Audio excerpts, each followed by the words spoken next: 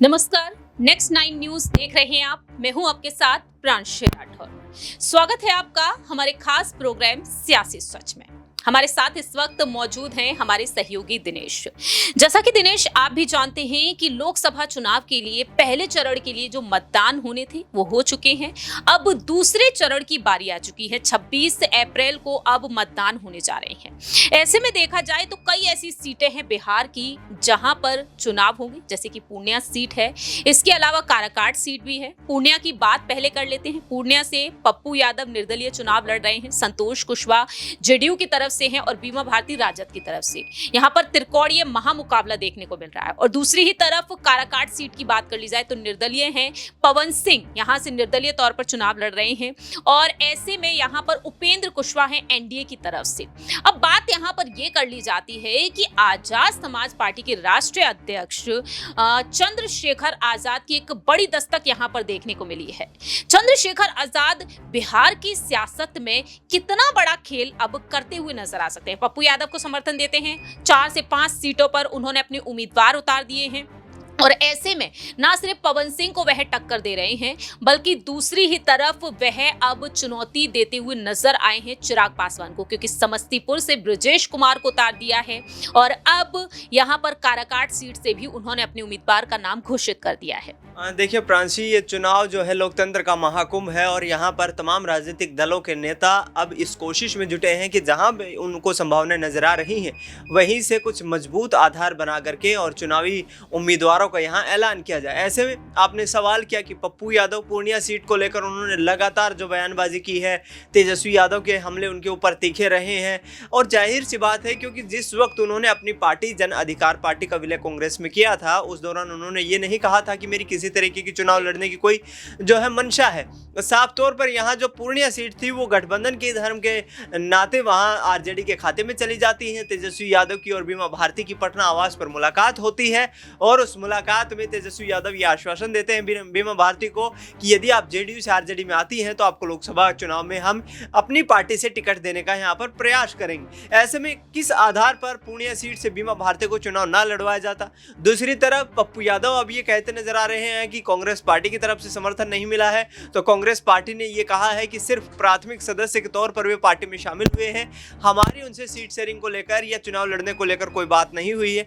यानी कि पप्पू यादव इस पूरे मुकाबले को एक ऐसा पेचीदा मुकाबला बना रहे हैं जहां पर नुकसान सिर्फ यहाँ या तो पप्पू यादव का होने वाला है या फिर आरजेडी समर्थित और इंडिया अलायंस समर्थित यहाँ पर बीमा भारती का होने वाला है, क्योंकि यहाँ पर एनडीए जो है वो कहीं ना कहीं एक सेफ जोन लेकर के चल रही है, क्योंकि एक ही दल के दो नेता एक दूसरे के आमने सामने खड़े हो गए हैं। और ऐसे में लोकसभा चुनाव में ये तय माना जा रहा है कि बीमा भारती भी कमजोर कैंडिडेट के तौर पर पूर्णिया सीट से चुनावी मैदान में नहीं है। पप्पू यादव जरूर सांसद रह चुके हैं, लेकिन अब चुनौती जो है उसका सामना करना पड़ रहा है। दूसरी तरफ आपने काराकाट सीट की बात की, जहां से पवन सिंह भोजपुरी सुपरस्टार माने जाते हैं।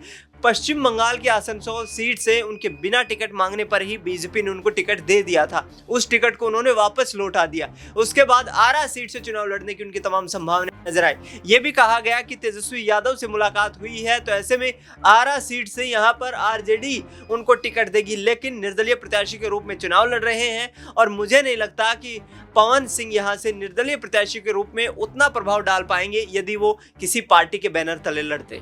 देखिए, पवन सिंह को लेकर यहाँ पर बात उठी है और बात यहाँ पर ये कर ली जाए कि पवन सिंह उपेंद्र कुशवाहा को एक बड़ी चुनौती देने में सफल हो पाएंगे। बात समस्तीपुर सीट को लेकर कर ली जाए तो क्या समस्तीपुर सीट पर आजाद के जो प्रत्याशी हैं वो जीत बोलते हुए नजर आएंगे। चिराग पासवान हो, चाहे बात यहाँ पर अब कर ली जाए पप्पू यादव के बारे में, पवन सिंह के बारे में, कितना बड़ा वोट बैंक अब काट सकते हैं।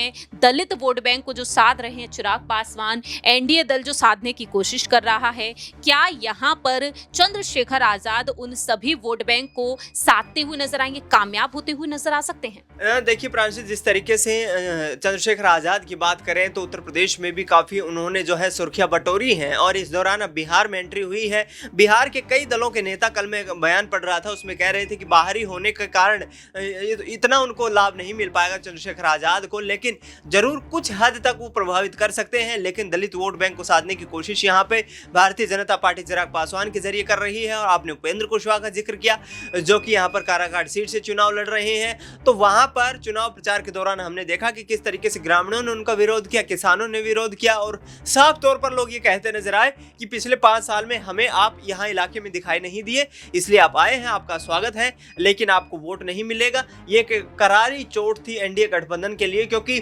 जब प्रत्याशी से इस तरीके से जो आम जन है वो निराश है, नाराज हैं और उनके सामने ही वोट न डालने की उनको बात कहते नजर आ रहे हैं, तो ये वाकई कहीं ना कहीं चिंताजनक विषय है और इस पर उपेंद्र कुशवाहा की मुश्किलें बढ़ती हुई नजर आ सकती हैं। अब यही देखना होगा कि उपेंद्र कुशवाहा के बदले यहाँ पर पवन सिंह इस बार जीत हासिल करते हुए नजर आएंगे या नहीं। पप्पू यादव निर्दलीय चुनाव लड़कर क्या जीत एक बार फिर से हासिल कर लेंगे? यहाँ पर कुछ बयान आपको सुना देते हैं। चंद्रशेखर आजाद का बयान सुनाते हैं, पवन सिंह का बयान भी सुनाते हैं कि कैसे जीत का दावा यहाँ पर पवन सिंह कर रहे हैं और दूसरी ही तरफ आजाद पप्पू यादव के समर्थन में अपील करते हुए नजर आए। किया हूँ मैं, जो भी करता हूँ दिल से करता हूँ, वो चाहे सिंगिंग हो या एक्टिंग हो, फिल्म हो, और ये मैं अपने जीवन का तीसरी पारी खेल रहा हूँ। तो काराकाट की जनता हमारे लिए भगवान है और यहाँ की जनता ही सांसद बनेगी और यहाँ की जनता ही डिसाइड करेगी और हमको आदेश देगी कि बेटा ये तुमको करना है, ये छूटा हुआ है इसको पूरा करो, ये छूटा हुआ है इसको पूरा करो, वो चीज़ नहीं है इसको लाओ। और ये सब के बाद कलाकार यहाँ मतलब भोजपुरी समाज ने पवन सिंह को गायक बनाया, भोजपुरी समाज ने पवन सिंह को नायक बनाया और तीसरी पारी में अपने जीवन का जो खेल रहा हूँ वो काराकाट से शुरू कर रहा हूँ। तो ये मेरा जरूर कोशिश रहेगा कि सारा विकास काम के साथ साथ काराकाट में भी एक मिनी फिल्म सिटी बनेगी जहाँ पे हमारे जो नए नए बच्चे हैं, जो सिंगर हैं, गाना गाते हैं, प्लेटफॉर्म पे पहुँच नहीं पाते हैं, जो एक्टिंग करते हैं उसके एक्टिंग को कोई देख नहीं पाता है। कैमरा हो गया, कैमरा डिपार्ट हो गया, लाइट डिपार्ट हो गया, बहुत सारा डिपार्ट है जो फिल्मी दुनिया में भी लोग काम करते हैं। तो मैं चाहूँगा कि हमारी यहाँ भी फिल्म सिटी बने, यहाँ भी फिल्म का शूट हो और यहाँ जो हमारे यंग बच्चे हैं जो कलाकारी से थोड़ा सा प्रेम रखते हैं उनको भी काम मिले, वो भी व्यस्त रहे और सब कोई अपने काम में व्यस्त हो जाए। आपके बड़े भैया मनोज तिवारी जी का एक बहुत बड़ा बयान आया है आपको लेकर कि पवन सिंह जी कभी भी यू टर्न ले सकते हैं और पवन सिंह जी को अब समझाया जाएगा, तो कैसे देखते हैं और क्या कहिएगा अपने बड़े भाई को? यू टर्न ले सकते हैं, अब जहाँ माई के हमारा देश मिल गिल होके तो या तो मैं ही जानता हूँ नहीं तो भगवान जानते हैं। रही बात मनोज भैया की, तो मनोज तिवारी जी हमारे बड़े भाई हैं, मैं उनका सम्मान करता हूँ, लेकिन काफ़ी दिनों से हमारी उनकी वार्तालाप नहीं हुई है। हाँ, एक बात जरूर कहूँगा, रही बात राष्ट्रवादी की, तो राष्ट्रवादी मेरे खून में है, राष्ट्रवादी मैं था, हूँ और आजीवन राष्ट्रवादी रहूँगा।